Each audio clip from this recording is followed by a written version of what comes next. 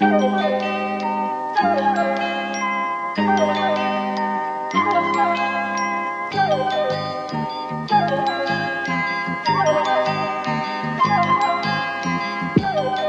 and welcome to this week's Free TF. Soap is a free one. Hey, Soap. you know what? It's different from what it was. I'm fine with that. Also, we're going free. Before we get... don't want your freedom. I'm Captain George Michael Price. We're in Trans-Kakistan. Look. Recording the free one. Here's the thing. Building my compound out there. I want to start the free one with a bit of a struggle session. Okay. In the last 2 days, because my girlfriend has texted me while I've been ending conversations with both of you, I have, on 2 separate occasions, ended those conversations by saying, okay, love you. Yes. Yes, you have. At the end of the podcast, we all kiss each other on the lips. That's right. That's right. Even Alice, we drive up there. That's kiss right. her on the lips. I commute down to sleep in a big bed with all of you in the studio. That's right. Yeah. But we record separately because that's a matter of honor. Yeah, It that's would right. be unchaste to record in the same room. Yeah, That's so, right. I decided I don't want to keep that to myself. I need to learn and grow and stop signing off calls. Yeah, love you too, babe. Wow. Men would literally rather start a podcast than say, okay, love you to their friend. Yeah. So at some point, it may happen that if my girlfriend texts me while I'm signing off, because I guess I must have just the brain of a poodle. Yeah, what was really funny was code switch. the moment when you made the realization, after you said, okay, love you, you said, oh no, not that, which is the funniest fucking way of phrasing that realization. No. Not again. Well, it is Pride Month, Riley. That's right. Yeah, that's absolutely right. So a hearty love you, babe, to the listeners. Yeah, that's right. It is TF. It's the free TF. We're here talking. Hardy, like, who's my little... Yeah, we are tousling all of the listeners' hair. Yeah. Who's a good boy? Yeah. Who's a good boy? Yeah, we've got little pet names for the listener. Absolutely. We're slowly bridging this from, like, cutesy relationship stuff to just dog. Absolutely. I've been trying to bridge that divide for a long time. Who's a good boy? My. All right. You want to go for a walk? Of course. Look, it's time. There's some stuff that's been happening. We're going to talk about it. Oh, there always is. Yeah. Look, I want to open up today's episode with a little bit more of a serious matter, which is that... Yeah, you have some thoughts about the new Call of Duty. Kirsty Alsop has accidentally eaten one of her AirPods after mistaking it for a vitamin. I'm deeply impressed by this because I saw she posted a picture, right, to attempt to explain how this happened, and it's like a picture of her palm full of vitamins and then an AirPod in them, and the AirPod is at least 3 times the size of the next largest tablet, and it's like, how are you just swallowing that without noticing? What kind of gullet does this woman have? She's like a fucking pelican. This is why we have to subsidize rent-to-own landlords, or buy-to-rent landlords rather, is because without the guiding hand of the Conservative Party, they would just have died from eating stuff that you shouldn't eat. Like, I genuinely, they have the ability to discern food of a fucking goose. It's honestly, like, this is also someone who, again, for American listeners, sort of makes a name for herself every 3 months. She was, I don't know, like a TV person or something. She's also an aristocrat. Yeah, but Yeah. she sort of made a name she was for like herself. a TV estate agent, like a realtor. Yeah, so her and Phil, what's his face, Kirsty and Phil, they do Location, which is a show where they help yuppies decide what house they want to buy. And so she quite often will sort of, write a column or go online or whatever and sort of excoriate the young for living in an economy that has not wage raises in line with housing prices. Yeah, if you didn't pay for Netflix, you would be able to afford a house, kind of She's thing. one of those people. Yeah. And, although from her and Phil, I get a kind of like Piers Morgan and Susanna Moore vibe. Like I think Phil might be based. This is my suspicion about Phil, because if you watch the program, like the vibes between the two of them are very different. I want Phil to speak out about the AirPod swallowing. I want to know what he thinks. But the thing is, right? What this sort of makes me think of is like this is someone who has lived her entire fucking life with training wheels. Yes. When not only an aristocrat, but also sort of mostly came up when houses were a tenner. Yeah. And just like It's like being the AirPod swallowing thing means that just like it's like being scolded by a baby. You know? Yes. Yeah. Like this is and it's the whole generation of people for whom, if like, or at least many of whom, the ones that did sort of, you know, find comfort in life, sort of found it very, very easily. It's very clear that they absolutely are they're like a panda. They're just evolutionarily not able to like be a viable species. You have to dress up as a buy-to-let landlord in order to get around them so that you don't frighten them. They refuse to fuck. We put Kirsty Allsop in a special enclosure, and we're introducing another posh show, seeing if they don't. There were some other details about this which I found fascinating, which were that her explanation as to how the AirPod had gotten mixed up with the vitamins in the first place. She was like, right, so I poured out all my vitamins, and then I put them in my pocket while I went to get a glass of water. Why would you put things you're going to put in your mouth in your pocket? Why would leave them on the table? Swallowing a load of like pocket lint, loose threads. Imagine if she had to live life on a 0 hours contract. She would have she would have starved figuring out how to like something get a toddler would do. Right, this is my food pocket. Got a few biscuits in here.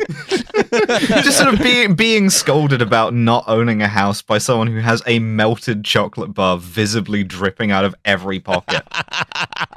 Yeah, absolutely. I'm saving this cornetto for later. Yeah, I put some cheese in this one. And then she said that she only noticed that she'd swallowed her AirPod when she realized that one of her AirPods was missing and joined the dots. How did you not, like, surely if nothing else as you were swallowing it, you'd be like, that's not right. That's a large item.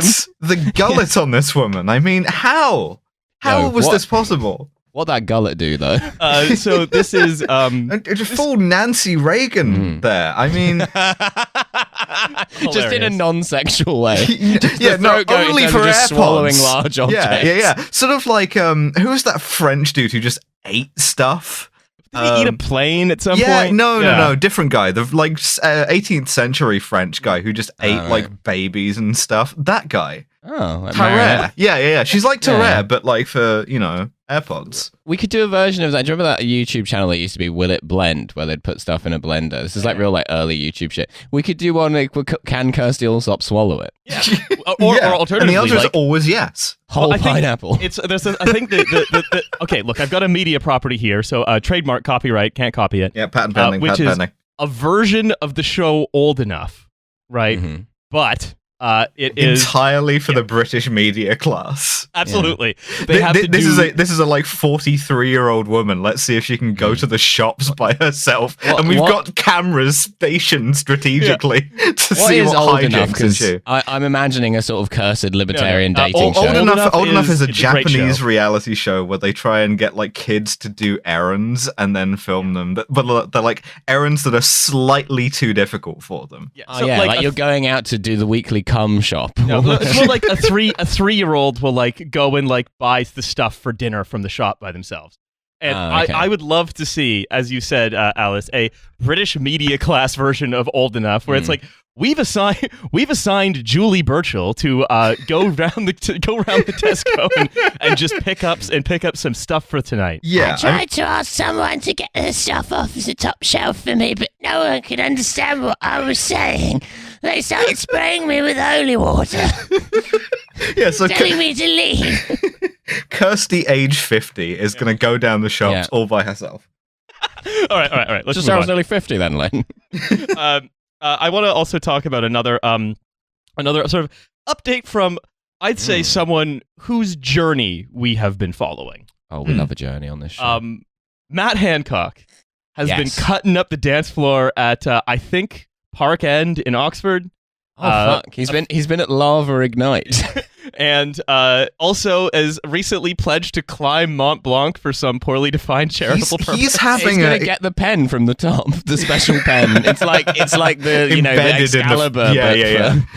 Also, writing Swiss accounts. Just to return previously to one thing, I looked up Kirsty Allsop on Wikipedia. Just to find out how old she was in order to land that previous joke. And in the personal life section, it has 3 paragraphs about her personal life and then a whole paragraph about the AirPod incident. In June 2022, Allsop accidentally swallowed an Apple AirPod, but was able to regurgitate it without medical assistance. That's so unfortunate when something like that ends up indelibly on your Wikipedia. Yeah, leave that in the personal life section forever, please. Thank you. It's the sort of thing that never happened to celebrities 40 years ago. We just didn't have this, We didn't have small technology. Yeah, the technology was too big to eat. It's not on like Mick Jagger's Swallowed an entire Wikipedia page. Bakelite radio. Times he had to have something pulled out of his arse in A&E or whatever. No one knows about that. No, let's talk Matt Hancock. Because Matt Hancock has been going through something of a midlife crisis, I think. Yeah, but I love this for him. He really seems like he's thriving. A midlife being cool crisis. Yeah, exactly. He's gonna get like a cool car. Gonna start wearing a bunch of like really bright colors. Man, do you want to buy a BMW? The stereo totally works. So if you recall, right, what Matt Hancock has been just sort of floating from job to job. I still remember, like, there was one article that just talked about how he once showed up at a pub by a canoe with his now estranged family. Yeah, he just paddled to the pub. Perfect, Yeah, but no, Poker Hancock. So what he did was and this is like, especially in the context of, like, again, like revelations about other. Yeah, Chris Pincher, fucking unnamed as yet Tory MP, a shitload of others. Like the Conservative Party, and particularly the Parliamentary Conservative Party, absolute hotbed of, let's say, the bad kind of sexual perversion, the non-consensual kind of sexual perversion. But Matt Hancock, our boy, got fired for sexual misconduct in public office. And for what? For what? For cheating on his wife with a woman he was in love with. Number one. They were in love together. He's still with her, which is great. Hancock's She's standing by him. Life. Yeah, but the thing is, right, the reason why he got fired for it is because he forgot that every cabinet minister just has a CCTV camera in their office that transmits directly to the Daily Mail newsroom. Yeah, I just forgot about it. Yeah, and they just turn them on or off at random. Yeah, but now, right, like so this is a man. This is a man who is now entering his second adolescence. Mm-hmm. And I mean, look, if we're going to at this point, I wish him every political ill, but I wish him well personally because, that's the thing. Like he's the least personally venal Tory because, like, as we've mentioned before, Matt Hancock statistically did kill your nan with COVID, right? Oh, absolutely. It's just that, like, body count in the tens of thousands. Yeah, exactly. It's just that any other conservative in that role not only would have killed your nan with COVID, but have done so out of, like, personal malice rather than incompetence. And when the bar Matt is was like earnestly trying to save your nan, he's just a dog. Yeah, he's just a moron dog. And because it's the picture of the dog wearing the, like, doctor headgear, just with the tongue hanging out of its mouth. No idea what he's doing. And because the sort of ethical bar is buried so deep in the bedrock, him doing a neat little parkour flip over it makes him the least reprehensible conservative by an order of magnitude. And this is why I don't think I even wish him every political ill, because I sort of accept the fact that the Tories are basically in power more or less forever, kind of as a fait accompli. So if it has to be one of them, I want it to be Matt Hancock. Think about this. Who else could it be? It could be Dominic Raab. Might get us all killed, not very funny. Liz Truss will certainly get us all killed, pretty funny. Or, pretty funny, to be fair. Or Matt Hancock, almost certainly get us all killed, but hysterical. I know who my money's on. Matt Hancock could make an agreement with Putin. I think Matt Hancock is he's so sitting down stupid that for a he would little summit on some him. tiny jockey furniture with Putin. Like he takes Putin parkouring, and like Putin is, and like respects him. He's like the only Western leader who's in physical shape. So it's but what he's doing now, basically. I've met with your leader, Matt Hancock. He is strong. I have met. It's unpredictable, right? Because Putin really likes Macron, who is not a guy you would have in mind for someone Putin would like. So 100%. I think Putin and Matt Hancock would get along. Yes, I like your leader, this Matt Hancock. He is like an English fetal Macron. alcohol syndrome. I show him fidget spinner, which I invent. He was very impressed by this. Asked if he could keep. I tell him no. We've invented this device most of all for our colleagues in the West. But also, like, so now he goes to a dinner at his old college, goes dancing with his friends. He's climbing Mont Blanc with his new girlfriend, who he got fired for loving. Wait, is he? Oh no! Is Matt Hancock's new girlfriend putting him in some kind of Gone Girl situation where she's gonna disappear from the top of the mountain and then make it look like he pushed her off? Yeah. Matt said, no! We're having to rapidly turn Trashfuture into a true crime podcast. We will free Matt Hancock. That's right. The Matt Hancock Innocence Project. That's us. We will lose all of our support, pivot the podcast to be serial, and then exonerate Matt Hancock. We lose all of our current listeners, and somehow the podcast becomes bigger than it's ever been because it's true crime. True crime is win by default. Basically. We all just we're like wearing clothes made of solid gold, like smoking cigars. Yeah. So Matt Stay said, sexy and don't get murdered by Matt Hancock. It says Matt, who has been training for the trek since the start of the year to climb Mont Blanc, will attempt the climb with his partner Gina Coladangelo and a guide. Matt said, "I've always had a love of the mountains, and although I'm not an expert climber, I enjoy a big challenge. Taking on this breathtaking trek is something I've always wanted to do. I've been training and will be going out to the Alps at the start of the parliamentary recess this summer to make the attempt." It sounds like because he has the childlike innocence of what I did for my summer holiday. Yeah, so good. They've translated this from Matt's French GCSE oral exam, which he was taking. Le Weekend Dernier by Matt Hancock. So yeah, look. I do want to emphasize that we, again, in no way support Matt Hancock. I think we just recognize that as long as the Tory party is going to be around, everyone involved in it is going to kind of try to kill us all in some way or another. It might as well be the funniest one. Yeah, and it might as well be the one without the least personal malice. Yeah, the J'ai allé au cinéma avec mes copains prime ministership. That's what I want. Yeah, like, look, we'd rather they weren't in power at all, but given that this is the what, given a leadership contest between them, let's at least have the funny one. Consider this a sort of Tory Kremlinology, right? We don't have any power to influence this stuff, but it's who we hope wins out in this sort of factional power struggle here. Yeah, exactly. Right. I want to go back to, speaking of power struggles, I want to talk about one political contest in which I think we all have much more of an actual stake as opposed to just, hey, this is a funny shadow when it goes on the cave wall. Strikes. Yes. Is it hottest Trashfuture host? That's yeah. The big vote. That's right. It's the most important one. I'm suffering from success winning that poll back to back to back. So just a little bit of context setting here. Since we last discussed the strikes, not only have Heathrow check-in staff voted to go on strike, but also I believe the CWU has balloted for a strike. Yep, postal workers. Yep, that's the postal workers, and I believe also a lot of BT workers as well. Are going to be joining them. Doctors, as well.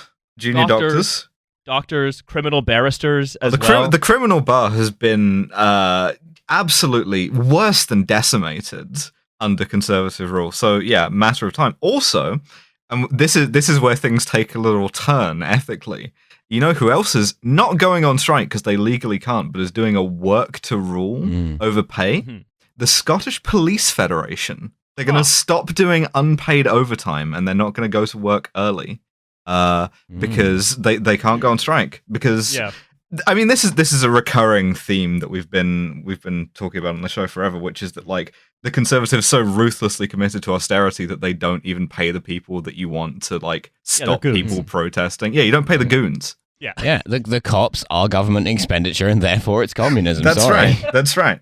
Yeah. Wait, what were they originally formed for? Strike breaking? No, sorry. I'm afraid we can't afford strike breakers. No. That would be too left wing paying the strike breakers. Yeah, you should be volunteer strike breaking. Yeah, that's right. I mean, the overall thing here is, of course, that like a relentless hostility to the idea that any kind of job in the public sector should be something that's financially tenable. Like, that you shouldn't be able to earn a living from doing anything that, like, even nominally serves the public trust whatsoever. And so with all of that in mind, I sort of some headline figures. This was from an opinion poll collected at the time that you will be listening to this last week, which is that public opinion has made a huge switch.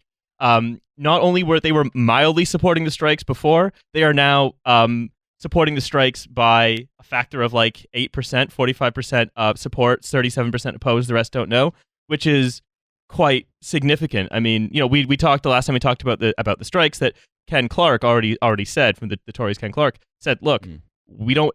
the government doesn't have long to fix this because public opinion will switch against us pretty soon. And I mean, I don't now want it has. Yeah. I mean, it's a tried observation, but it is worth reiterating. I think that's like, if you do a media round that's good and you can like advocate for your point of view, well, it's actually quite useful and effective. So there's a reason, right? That there's a reason why they had to destroy the previous guy who tried to do that. So yeah. And there's a reason why they're so sort of defensive of their sort of ownership of the media space. It's where the why they're going ideology through comes Mick from. Lynch's bins right now. Yeah. Well, and also, I mean, we knew that the strikes were going to succeed as soon as Keir Starmer distanced himself from them. Keir Starmer's like a weather vane for like what the winning side is, because he will move away from that as quickly as possible. But so I also like, you know, and this is, as we say, right, despite the Labour Party's best efforts, public support for the strikes is climbing. They've not been able to cobble together a statement, a position really coherent among all of them. Some have been taking a good position, others have not. But basically saying, I think, we're in the business of winning elections, not supporting strikes, while public support for the strikes is happening, really, I think, is about the new Labour leadership saying, we're in the business of just trying to understand and follow public opinion and treat politics like any other product that can be marketed.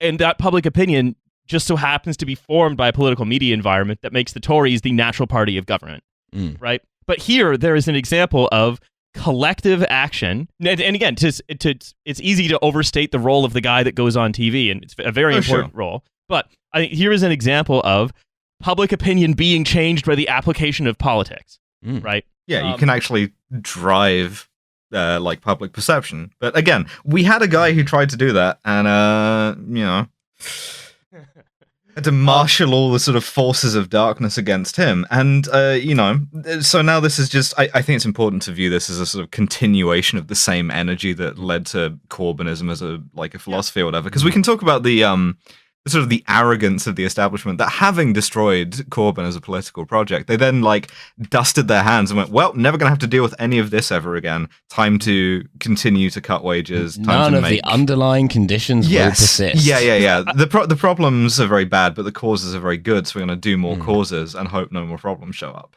Because I think that's right to say, right, that it was from 2008, there was this sense that most people need to have a functional society in order to live the kind of lives they want to lead. People have this irritating habit of needing doctors or needing a train to show up on time. Yeah. How about you run there and then you won't need a doctor because you'll be fit, like Putin. People like having like the Royal Mail. They like having that. I mean, you can argue about whether this is right or ethical, but just on the numbers, people like having police around even. Just...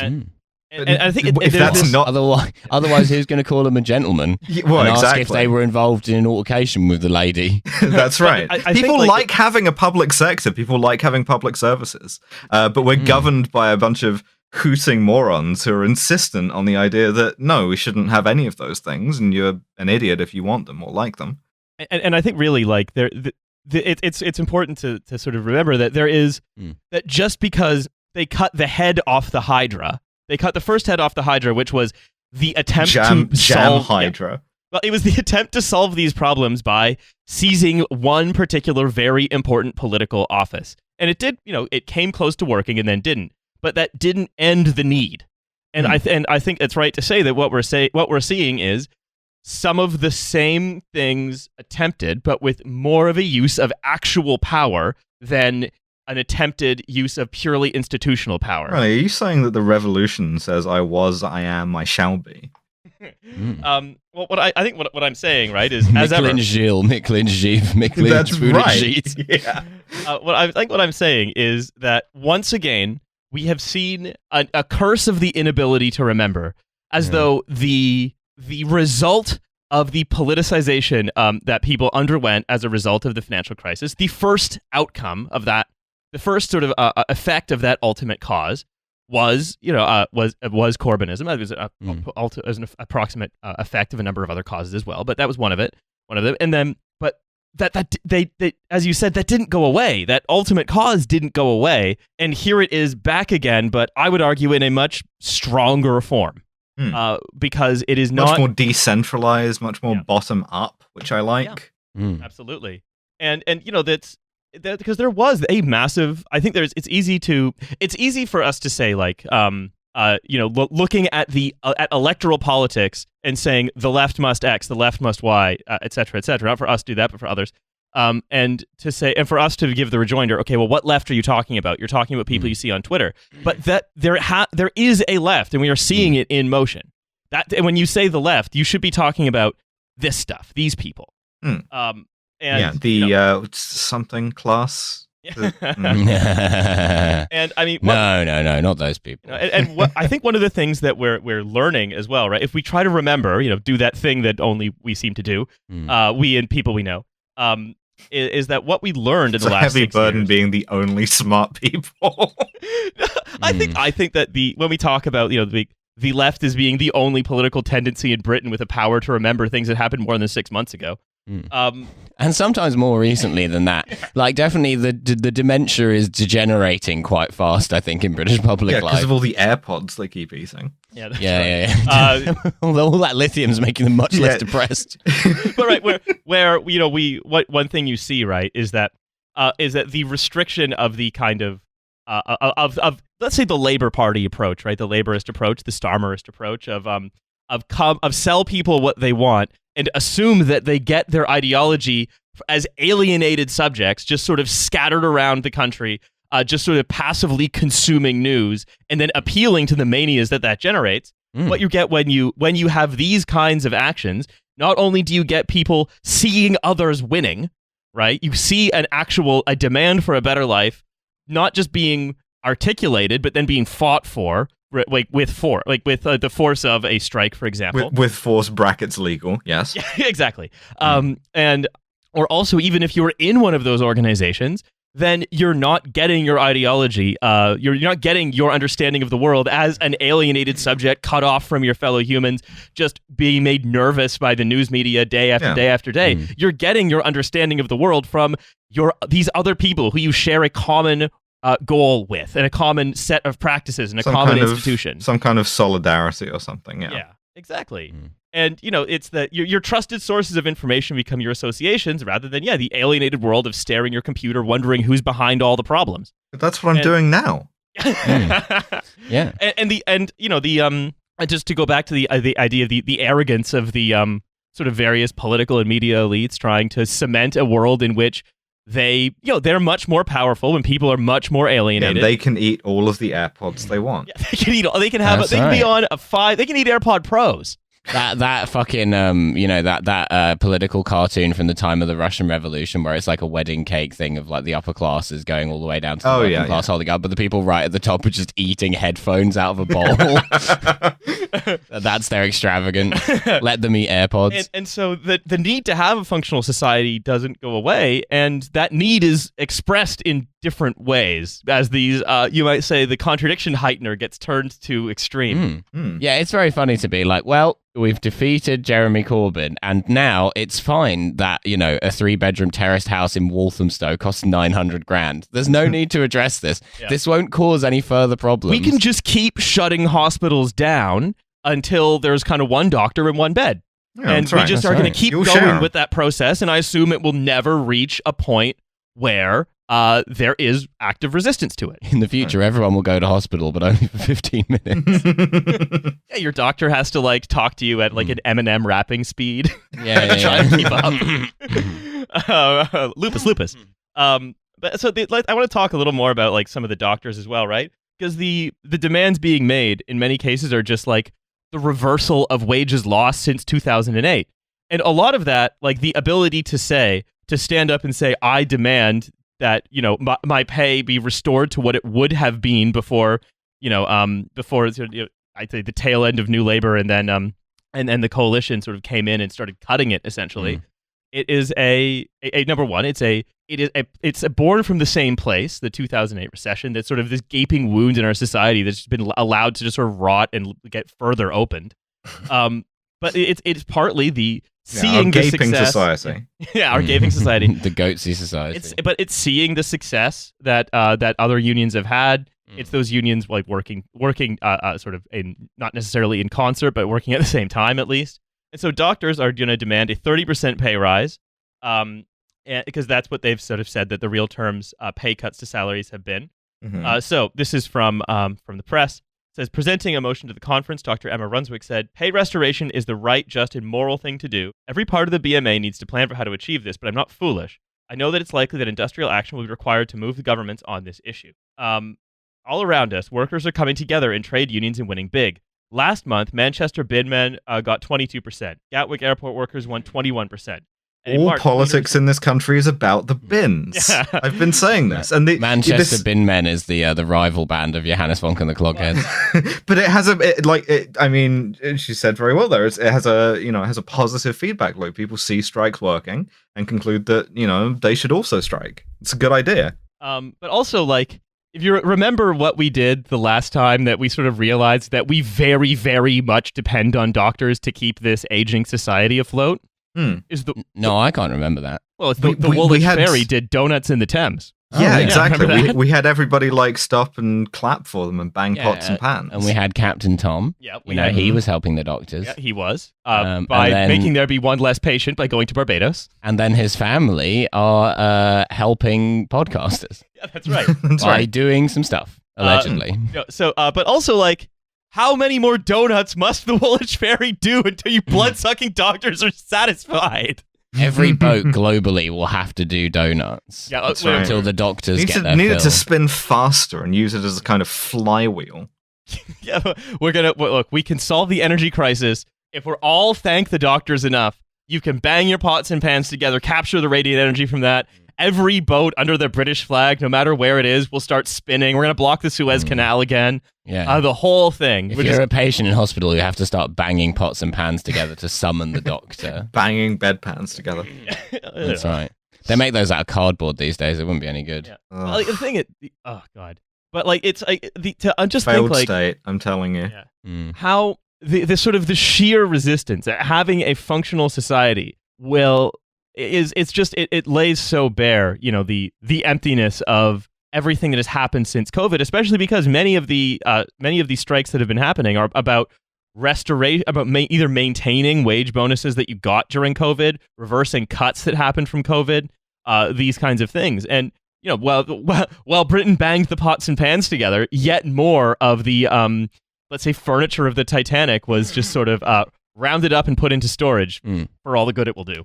Yeah. It feels like it's a critical mass thing, right? It's like at the point, like, I think like the political environment will change and there'll be more public support for strikes and trade unions in general at the point where more people in the wider public either have access to it themselves or see how this is part of a broader like wage thing. Because I think the most powerful tool the right has is basically being like, you doctors want more money, but your life's shit. Why should their life be better and your life shit? Yeah, the Which crab is sort of- bucket. yeah, it's papering over the very big crack in the wall where it's like, what if nobody's life was shit? What if we- the thin end of the nobody's life being shit Yeah. wedge? What if things were slightly better for everybody? Yeah. But I think Very one dangerous idea. You there. have to kill the crab in the bucket inside your own head. You know? That's right. Yeah, because what is one of the things, right, that's common to the workforces that are going on strike, which is most of them have been subject to directly to austerity because they're public employees, or to privatization and outsourcing. And or the institutionally powerful, so, governments or those that aim to be in government, see the workings of the economy as something only to be managed without stakes for the people, either providing the services or consuming those That's services. the thing. They're technocrats in a natural party of government who don't know how to do technology and who don't know how to govern. Yeah. It's just the perfect combination. And so I think what I'm sort of driving at here, right, is that if we are now at the point where, accepting that the attempt to stop this process by seizing institutional power, by getting Corbyn to govern for 10 minutes before being assassinated, was something that failed. But then you think about thinking about this in terms of lines of defense for the concept of having a functioning society that takes over. The people who are because it's like the people who are the doctors who are striking for a higher wage. What they're striking for a higher wage, but they're also striking for a functioning health service. The people striking, in more general terms, fucking some dignity as well. which is not something that was supplied by banging pots and pans together, it turns out. I wonder almost if having the Woolwich Ferry do donuts in the Thames, because It was actually kind of patronizing and insulting, it turns out. What the fuck was with that? what do the pros like? They boats in circles. Yeah, boat circles. No one even likes the Woolwich Ferry. It's the shittest way of getting across the Thames. I honestly don't understand why it still runs. Well, for the doctors, what if they need to do a donut? That's true. Yeah, it's a mode of medical transport. Take the Woolwich Ferry for the doctors. Yeah. I think it's really true. Like the last line of defense for having, say, a railway that is safe to take, or that you can take if you have like accessibility needs or whatever, is the workers themselves. It's and this is, I think, sort of one thing Wait a that was second, all important this to remember. shit's built by people. Hold on, it's people all the way down. The fuck? I thought this was just like a sort of autochthonous, like self-generating railway. Because also, like, one of the things that I sort of, I've been noticing, it sort of dropped out of the news a bit, but I haven't forgotten because of that curse that we all have. Don't worry, you, the listener to the show, also have the same curse. The water companies are still dumping raw sewage in rivers, and the trucking Tory party certainly isn't going to stop them. And the technocrats in Labour are going to be too afraid to stop them. You know who's probably the best hope of stopping the dumping of sewage in rivers? It's probably people working at the water company. Yeah, because it turns out they don't like it either. Yeah. Because the same process driving wages down at those companies, right? We talked about the components of price with Gareth last week, right? Where we have the labor cost, non-labor cost, and margin. And margin must stay the same no matter what, or grow no matter what. And then non-labor costs have taken a huge spike, and so labor costs are having to take a huge, you might say, a haircut, right? The thing that it's the same force, the need to preserve margin at a certain rate, that is causing the water companies to dump sewage in the rivers, as it is, and that's the same tendency that a theoretical strike among workers at water companies would be fighting against, which is preserving margin no matter what. Which is preserving just what the owners of the companies steal from the people who work at the water company and want a functioning water system. I know that's trite, but it cannot be said enough that it is the same thing. The worsening service that you receive as the consumer of the service, and the worsening conditions that the providers of the service have to endure, it's the same problem, and it's solved the same way, by taking the power away from the people who decide what the margin rate is. Yeah. Quite simply. Yeah, that's right. And we have seen some effective ways of doing that. Yeah, it's and so I think, like, now more than ever, there is another opening, right? There is, just as in 2017, another opening in our gaping society. That's right. Well, yeah. just We're as in pulling it open with both hands. Goatsy society. That's right. Just as in 2017, there was a peak to another way to live, right? I would say we're in another such moment now. Yeah. Right? And we must elect Heavy Comer as Prime Minister. And so now more than ever, if you can join a non-scab union, join Acorn, get involved with a migrants' rights organization, it's another moment where reality is peeking through and unreality is looking a little bit ridiculous to live in. But in order to take a look at what's on the other side of that veil, you can't just vote or be a member of the Labour Party or make fun of Keir Starmer online. You have to do something. You have to join one of these types of organizations. Make fun of Keir Starmer offline. Do still make fun of Keir Starmer on and offline. We encourage that. It's a great way. It's a decent amount of what we do. It's a great way to learn about your body. It's fun. It's free. It's a great. Safe and legal thrill. Yes. Exactly. But additionally, right? Which ironically Keir Starmer has to support. This is a time where you can find and build that power that makes voting useful later. This is a time where, and again, this is, I think, fuck around, do shit, do a bunch of shit. This is why I think experiment, get crazy with it. I come back especially to Acorn. Just start withholding your labor just at random. Just see what happens. just at all times. Individual your emotional labor. Yeah, don't talk to your wife. Yeah.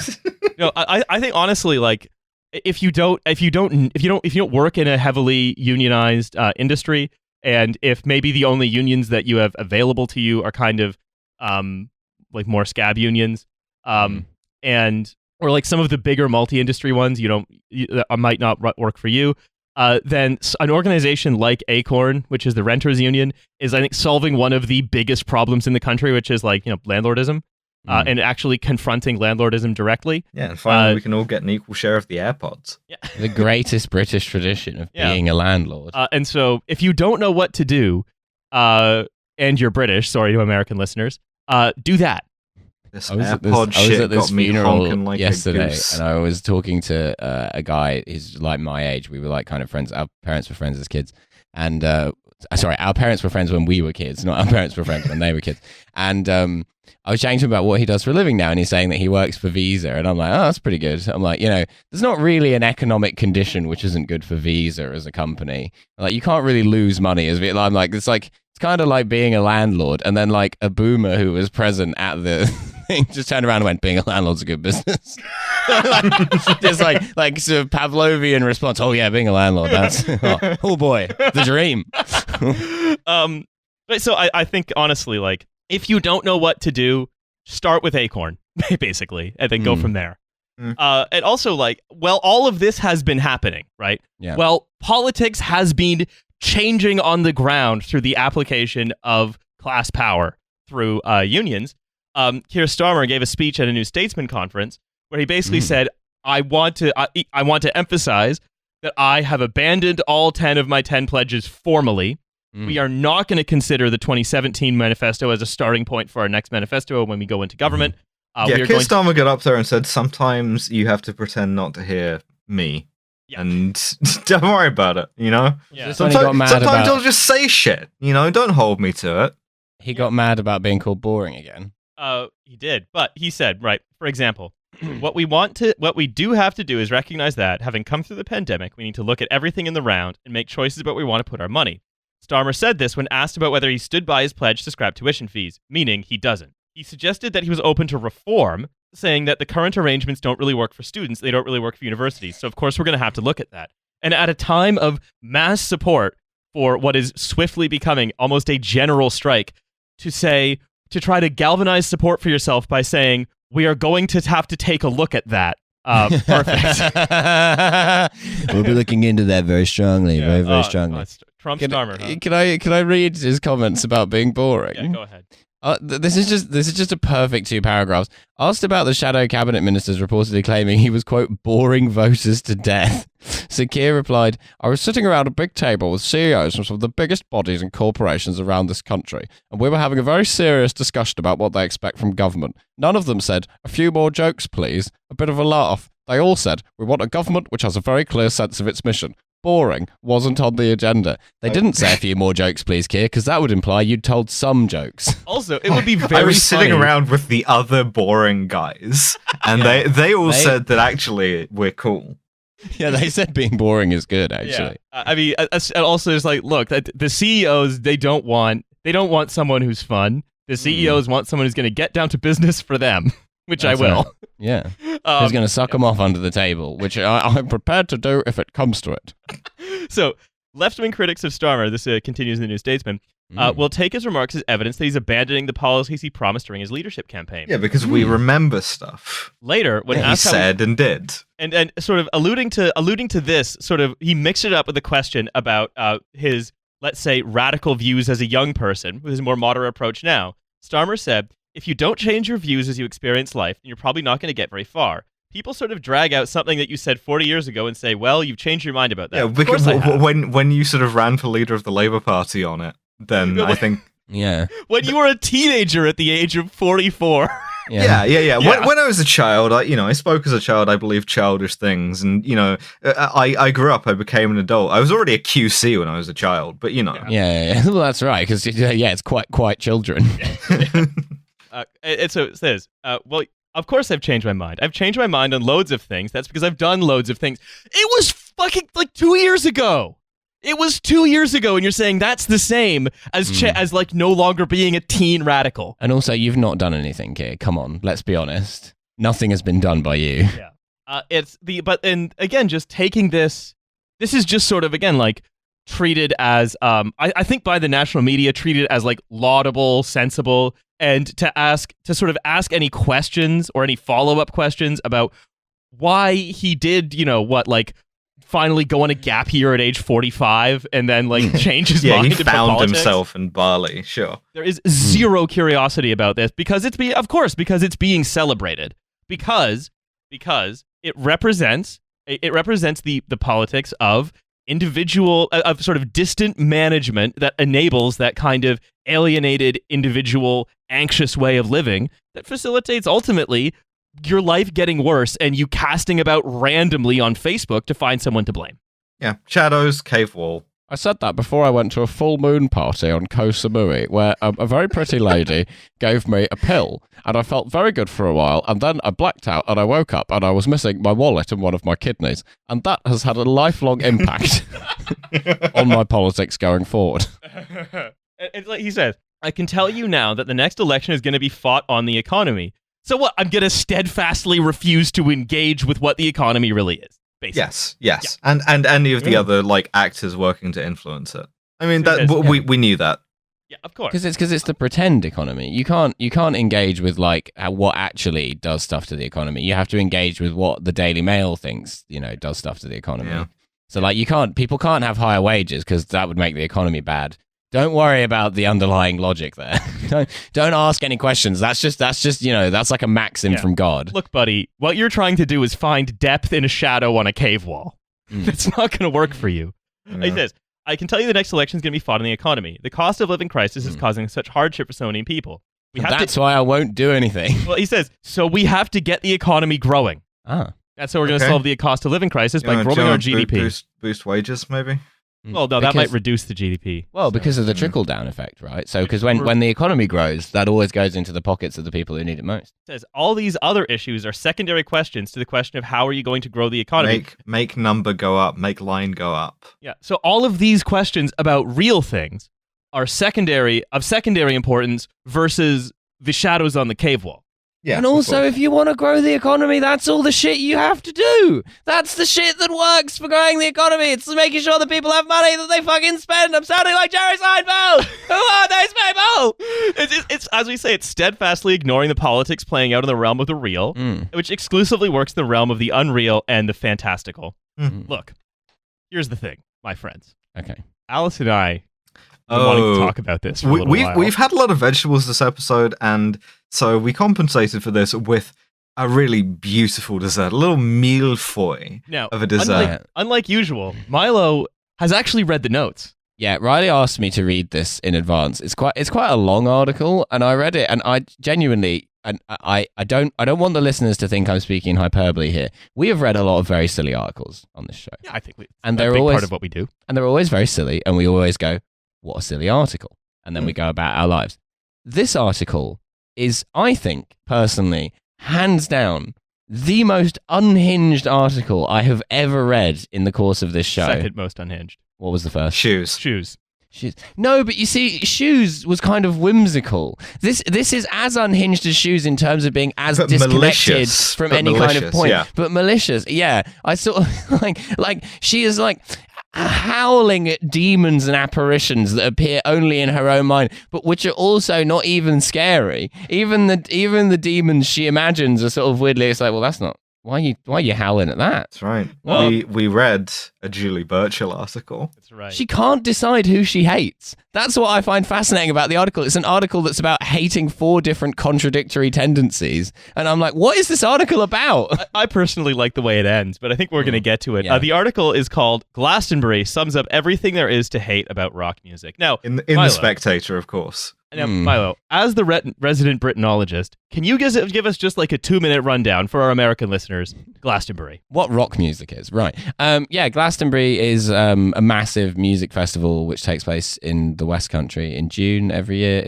I think it's like pretty much one of the biggest in the world. I think it's like kind of like British Coachella. There you go. But it's somewhat hippie, somewhat crusty. But not exclusively. It's a real like British like kind of tradition amongst sort of like people who consider themselves like cultured, I guess, like in that sense, like both ranging from hippies to like music people to like it's like a very very middle class pilgrimage vibe. Indeed. So Julie Burchill's Glastonbury article. My Summer at Glastonbury, or Not at Glastonbury, as the case may be, by Julie Burchill. Aged 56 and a half. Yeah. Glasto. The diminutive makes me shiver with distaste. Like Peely, as his fans affectionately called the late DJ John Peel, schoolgirl admirer and all-round creep, it sums up everything I don't like about rock music. Sentence 1. Glastonbury is like a nonce. Yeah. This guy who was a pedo. I'm reminded of my years as a teenage reporter at the New Musical Express. Julie Burchill, go a paragraph without doing I used to write for the NME challenge. Impossible difficulty. Also, don't full name the NME. What's wrong with you, Burchill? Come on. Coming home. Maybe she just had some bad AirPods. Yeah, maybe. like to do like a safety alert. There are some bad AirPods going around the festival. Yeah. Julie Burchill's Twitter at booze and AirPods. Yeah, look, if someone gives you an AirPod, take a quarter, see how you feel. Do not swallow the whole thing. That's it. It sums up my... excuse me. I'm reminded of my years as a teenage reporter at the NME, coming home from some rancid punk club, having pretended to enjoy the drones lurking or the lurkers droning, and dancing around in my room to the Eiley Brothers until the sweet soul music chased the awful white racket away. I'm honorary black me. That's the first thing you need to know. Julie Burchill does not want to be fully white, first of all. No, because if you recall, she basically did write a whole book about how Judaism is kind of a mindset, and if you think about it, anyone can Success be. mindset. Was this the one that had her like curled up on the floor crying, holding an Israeli flag clutched to her breast? I think yes.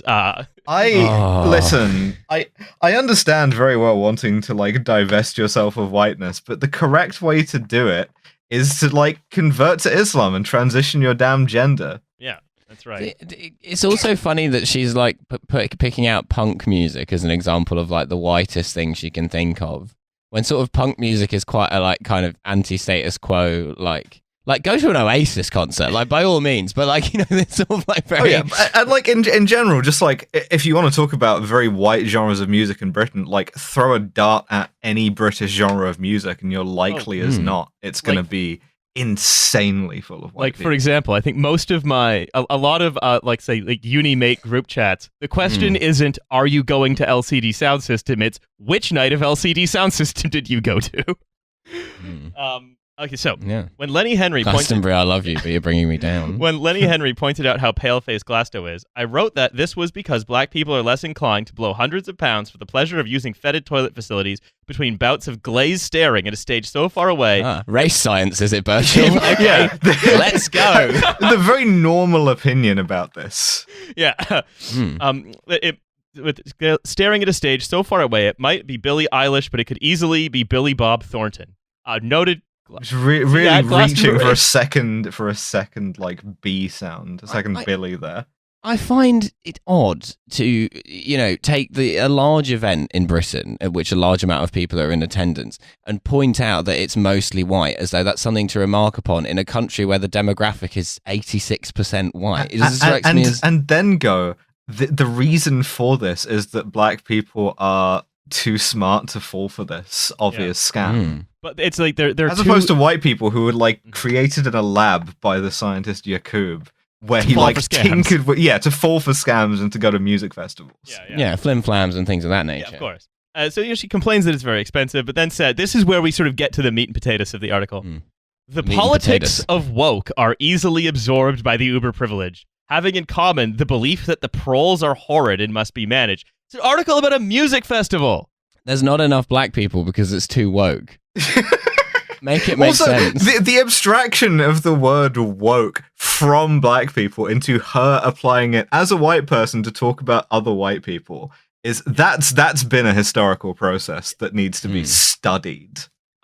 Never have I seen so many white people in one place. There were more black people on stage than in the audience. Tellingly, they were paid to be there rather than having paid to be there. I have a real beef with the word tellingly, because tellingly to me is the I am very clever of British opinion piece writing, where it essentially, what it signifies when you say tellingly is, I am making a very clever point. I'm not going to tell you what it is, because then I might have to explain the point. But just know that I'm making that would one. be telling. Yeah, exactly. Yeah. This is tellingly. Yeah, Tellingly. it's different. Yeah. Yeah.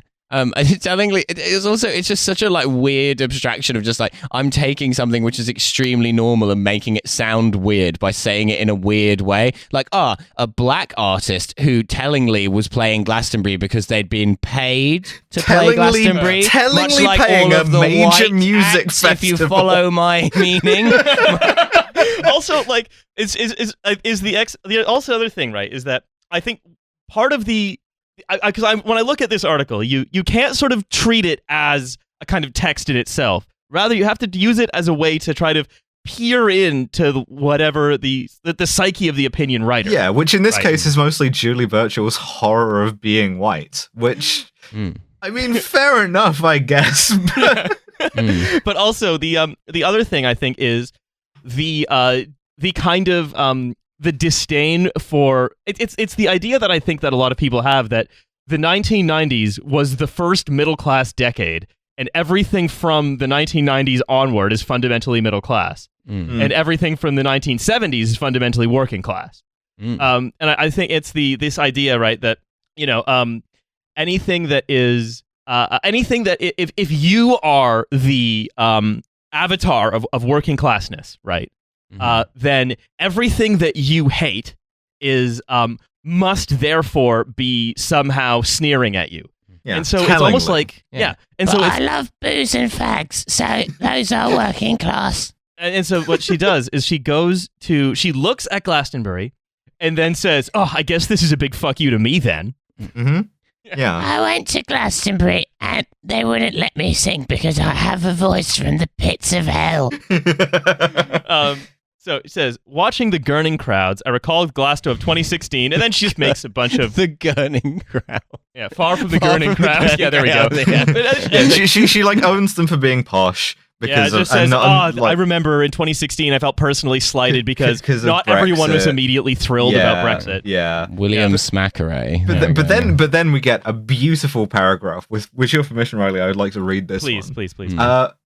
So, though I don't like festivals in general because of their subterranean standards of hygiene, you can just choose to be clean. You can clean yourself and bring changes of clothes if you're there. How is subterranean a standard of hygiene? Well, it's like moles. Glasto is more irritating than all others because of its political pretensions.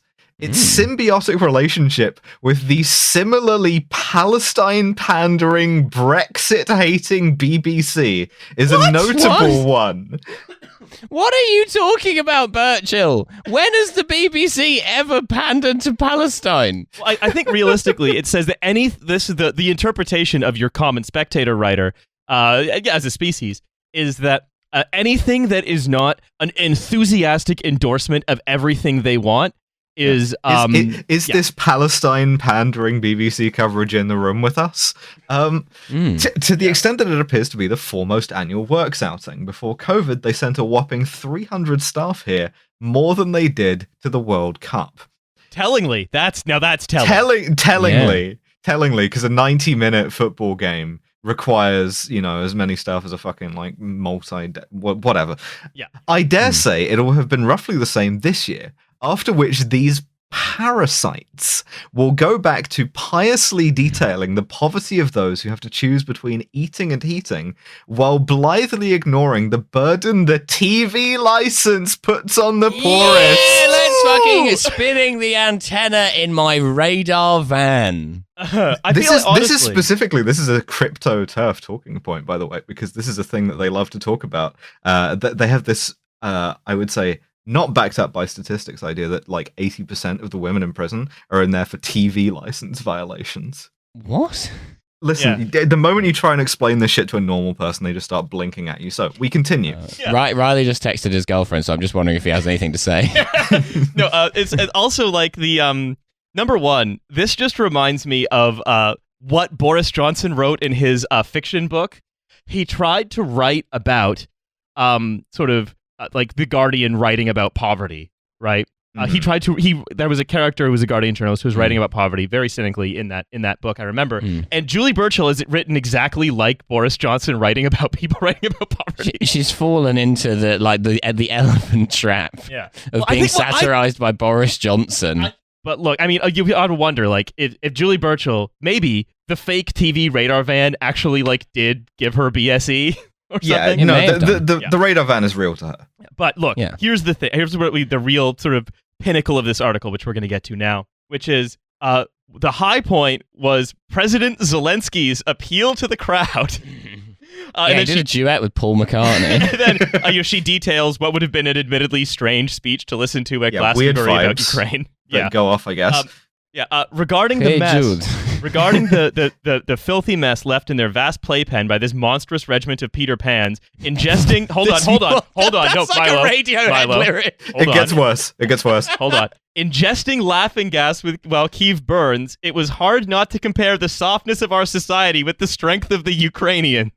Let's fucking go. And wonder Let's fucking if we would withstand the invasion of a superpower in the same way. Which makes me ask, what do you want Glastonbury to be? A recruitment desk for like the territorial defense force of Ukraine? Yeah, big recruiting booth. Yeah, no, it's you go to Glastonbury and then it's just a long video scroll of like Steve Bray apologizing for his like EU protests, and then just everyone who's ever slighted you admitting that they were wrong and you were right, and then the just a women's recruiting sex-based desk. rights pavilion. Yeah, and then just a recruiting desk for any of the armies that Julie Burchill admires. The youth of today would rather listen to Paul McCartney drinking cider by the glass than volunteer to save people in the Donbass.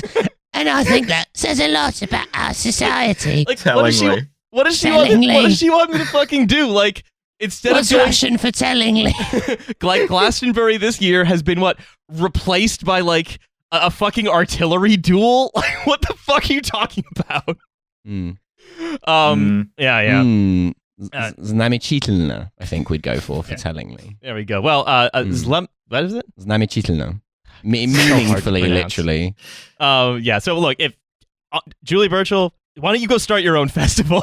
Yeah, please do. We'll go.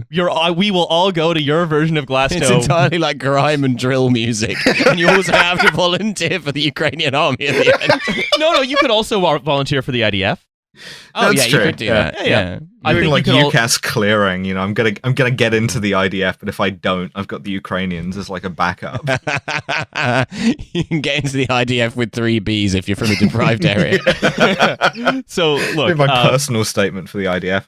Yeah, weirdly, the Arizona state of I would relish the opportunity to police Gaza. It's long been my passion ever since I was a young boy. It's weird how they turned this music festival into a training compound where you learn how to like clean and rapidly rebuild an M16. But doing a UCAS personal statement for the IDF is a very funny idea. Yeah. Anyway, I think it's about that time. We all have to go. So from me to all the we'll listeners, have to go kiss each other and sleep in a big bed. All right, love you, everyone. I mean, love oh you. no, not that. Oh no! Oh no! That's right. No. I love you too, Riley. Julie Burchill, what are you doing here? I love you too, Milo Burchill. I love you guys. You're some of the only people who read my articles. All right. I always respect a fan. Okay. All right. Thank you for listening to TF. Donate to a strike fund, and then once you've done that, don't forget we have a Patreon for a second episode every week. It will be coming out in a few days' time. Have we announced our various tours and live dates yet? Edinburgh Fringe Show, 26th of August. I'm not sure if the tickets are on sale yet. If they're not on sale, just get excited about them. Just get excited. Amp yourself up. My own Edinburgh show, 4th to the 28th of August, not the 15th. Don't try and go on the 15th. It won't be happening. I'm going to go on the 15th. Previews for me, the Seckford in London on the 12th of July. That's Tuesday night. Yeah, I'm gonna fuck the Seckford. I'm also doing a double header preview in Worcester on the 22nd of July with Hal Cruttenden. Tickets for all of that is on my website. There's also going to be one on the 29th of July in Deal in Kent. Do you live in Kent? It's 10 p.m. Do you live in Kent? I'm not sure. Yeah, it's 10 p.m. I'm not sure that the tickets are on sale for the Kent one, but if you live in Kent, deal, beautiful deal. A wonderful deal, one of the best deals I've ever seen. Come to that. Perfect. All right. Well, cool. We'll see you all variously in the things that we've described. Very, very soon. All right. Love you. Bye-bye. Bye.